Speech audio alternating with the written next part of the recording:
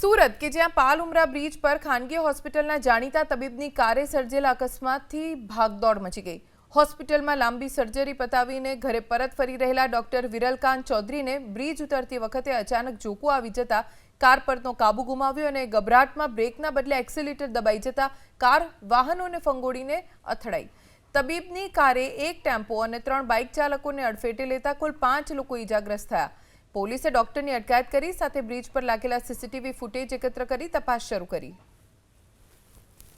Surgery પતાવીને ઘરે પરત ફરી રહેલા ડોક્ટર વિરલકાંત ચૌધરીને બ્રિજ ઉતરતી વખતે અચાનક ઝોકું આવી જતા કાર પરનો કાબુ ગુમાવ્યો અને ગભરાટમાં બ્રેકના બદલે એક્સિલેટર દબાઈ જતા કાર વાહનોને ફંગોળીને અથડાઈ।